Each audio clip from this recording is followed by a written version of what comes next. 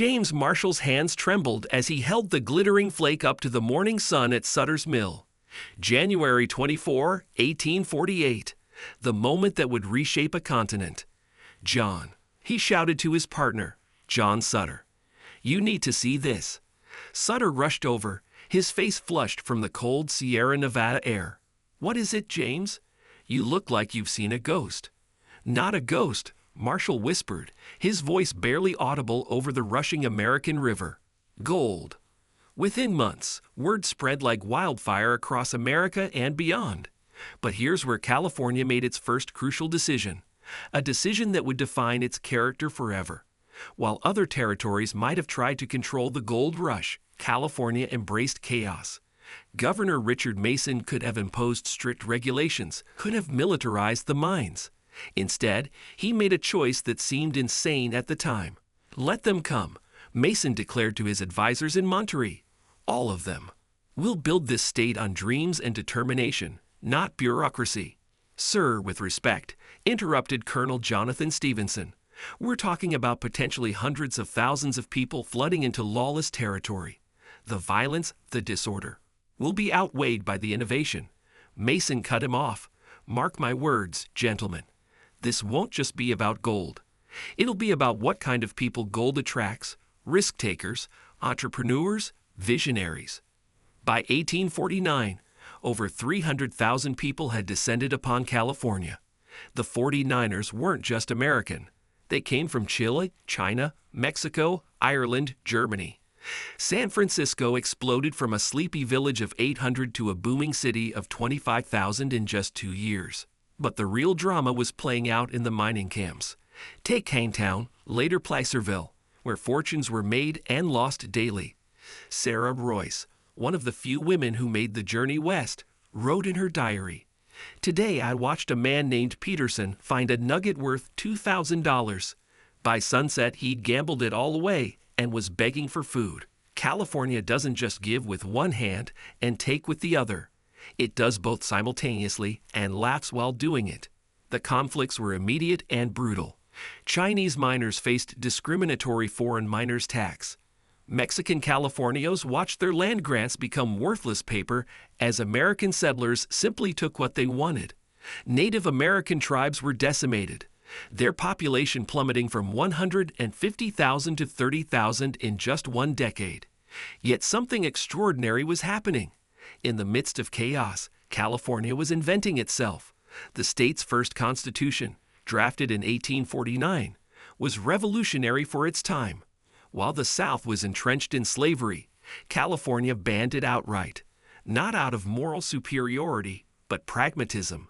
"Free men work harder than slaves," declared William Gwin, California's first senator. And California needs the hardest workers in the world. The Transcontinental Railroad decision of 1862 was California's next masterstroke. When President Lincoln needed to choose between several routes, California's leaders didn't just lobby, they innovated. Leland Stanford, Collis Huntington, Mark Hopkins, and Charles Crocker, the Big Four, made an audacious promise. "We'll build the western portion faster than anyone thinks possible," Stanford announced at a packed San Francisco meeting. "We'll use Chinese workers, new explosives, and pure California grit." "Chinese workers," scoffed skeptic James Bailey. "They're too small, too weak for this kind of work." Stanford's eyes flashed. "Sir, have you seen what these men can do with dynamite and determination? They'll carve through the Sierra Nevada mountains like they're made of butter." The conversation that changed everything happened on a foggy San Francisco evening in 1863 between Stanford and his chief engineer, Theodore Judah. "Theodore, everyone says we're crazy." "Maybe they're right." Judah looked up from his maps, his face gaunt from months of surveying treacherous mountain passes. "Leland, you want to know what's crazy? Crazy is that we're not just building a railroad. We're building the future. When this railroad connects California to the rest of America, we won't just be shipping gold east. We'll be shipping ideas, innovations, dreams. And what if we fail? What if the mountains defeat us?" Judah smiled grimly. "Then we'll be the most spectacular failure in American history. But if we succeed, California becomes the western edge of everything America can become. They succeeded, but at tremendous cost. Chinese workers died by the hundreds blasting through granite peaks with nitroglycerin. The final spike was driven at Promontory Point, Utah, on May 10, 1869. Fast forward to 1910. California faced another crossroads. The East Coast controlled American entertainment. Broadway, vaudeville, the emerging film industry. But California had something the East Coast didn't: weather, space, and a willingness to take ridiculous risks. David Wark Griffith stood on a dusty hill overlooking a small town called Hollywood, arguing with his business partner Harry Aitken. "David, this is madness," Aitken protested. "New York is where the money is, where the theaters are, where the audiences are." "Exactly," Griffith shot back, "which is why everyone will stay in New York, playing it safe, making the same tired productions. We come out here, we can make movies 12 months a year. We can build sets as big as we want. We can create entire worlds. In the middle of nowhere? In the middle of everywhere." Griffith's voice rose with passion. "Harry, look around you. Mountains, deserts, ocean, cities. We can make any story, set anywhere, right here in California." The decision seemed insane, but by 1915, Griffith had produced The Birth of a Nation. Controversial, problematic, but undeniably groundbreaking. More importantly, it proved California could produce entertainment that rivaled anything from the East.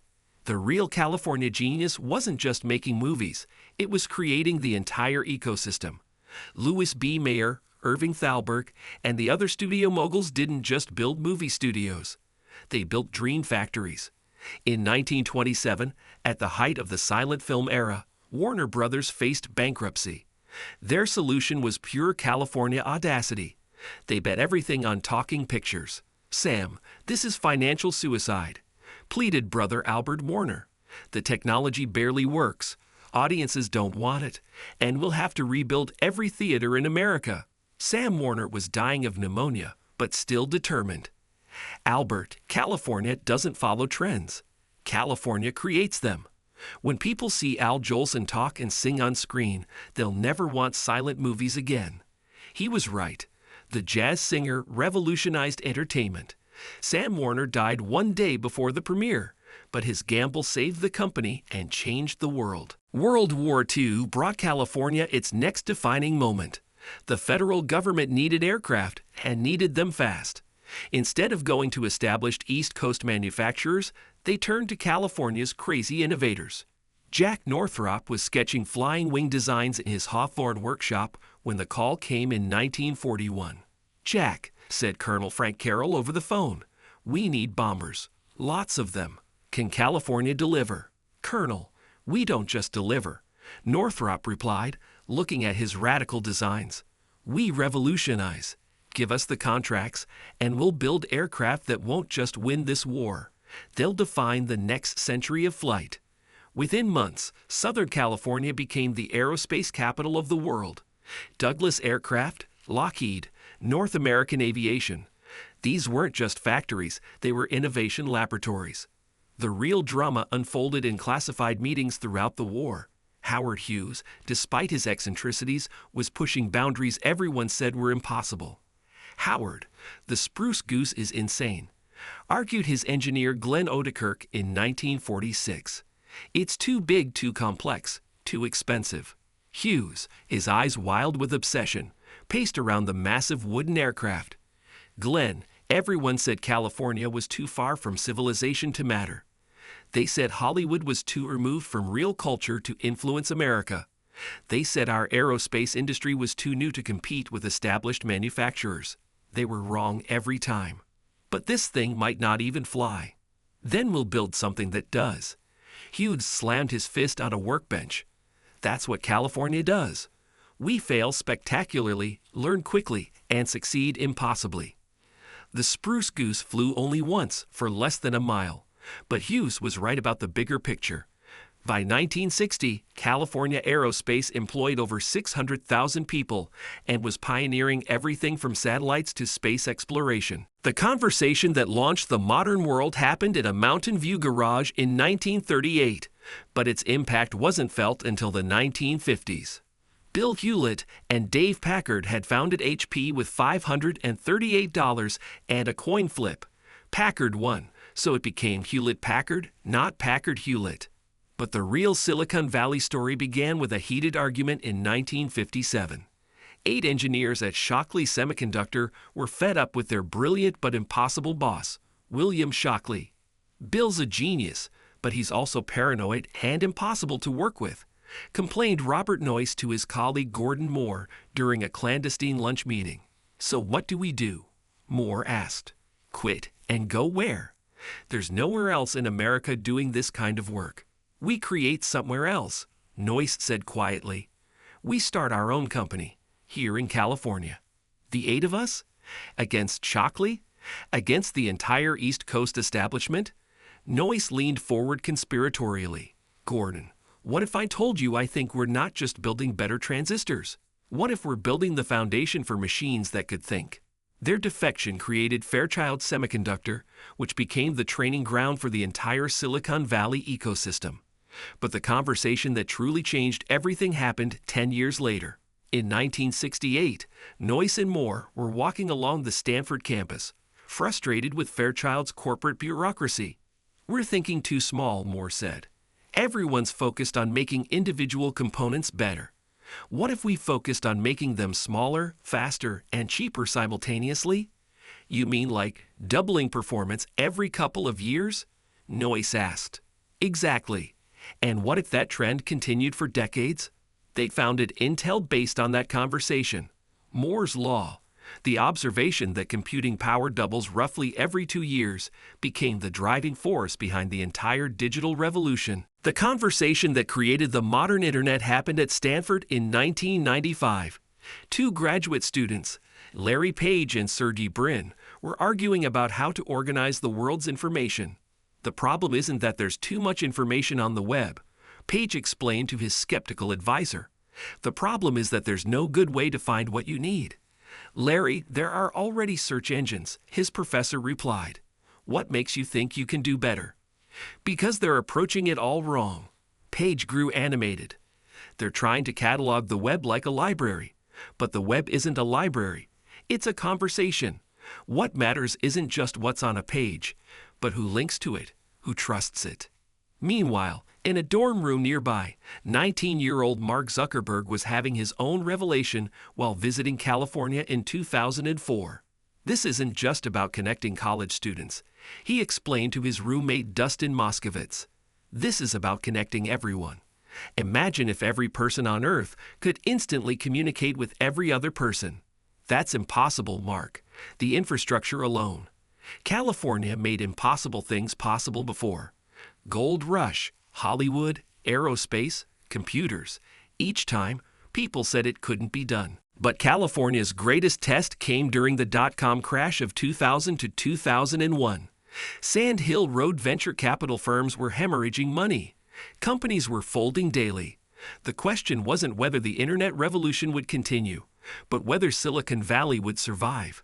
At a tense Kleiner Perkins Partners meeting in 2001, John Doerr faced a room full of angry investors. "John, we've lost billions," shouted one partner. "Maybe it's time to admit this whole internet thing was a bubble." Doerr stood up slowly, his voice calm but determined. "Gentlemen, let me tell you about a company that wants to organize all the world's information. Another that thinks people will buy books online. Another that believes we'll stream movies to our televisions. Another that thinks we'll carry computers in our pockets that are more powerful than desktop machines." Those all sound insane. So did the gold rush. So did Hollywood. So did aerospace. So did semiconductors. Doerr's voice rose. "California doesn't succeed by playing it safe. We succeed by betting on impossible dreams and making them reality." He was betting on Google, Amazon, Netflix, and eventually Apple's iPhone. Today's California faces its greatest challenges yet. Housing costs that would make gold rush speculators blush. Traffic that makes the Transcontinental Railroad seem fast. Inequality that rivals the Gilded Age. But in a Tesla factory in Fremont, Elon Musk is having the same kind of conversation that's defined California for 175 years. Elon, you can't revolutionize cars, space travel, and energy storage simultaneously. His chief engineer protests. Pick one impossible thing at a time. Musk grins, the same grin James Marshall might have had holding that first gold flake. That's exactly what they told every California dreamer before us. And that's exactly why we're going to prove them wrong. California's empire wasn't built by playing it safe or following conventional wisdom. It was built by people willing to bet everything on ideas that seemed insane at the time. From Marshall's gold flake to Musk's rockets, from Griffith's moving pictures to Page's search algorithms, California has always been America's laboratory for impossible dreams. But here's the mystery that remains. What's the next impossible dream? What conversation is happening right now in some California garage, laboratory, or coffee shop that will define the next chapter of human history? In labs across California, scientists are working on artificial intelligence that might achieve consciousness. Biotech researchers are trying to cure aging itself. Entrepreneurs are planning to colonize Mars. The craziest part? Based on California's track record, one of these impossible dreams will probably come true. The Golden State's greatest secret isn't its gold, its sunshine, or its technology. It's its absolute refusal to accept that anything is impossible. And in a world facing climate change, inequality, and technological disruption, that might be exactly what humanity needs. The story of how California went from gold rush to tech empire isn't finished. In fact, the most incredible chapters might be yet to come. Welcome to Past Kingdoms, where history comes alive. Subscribe, like, and share if you love ancient empires, epic wars, and forgotten legends.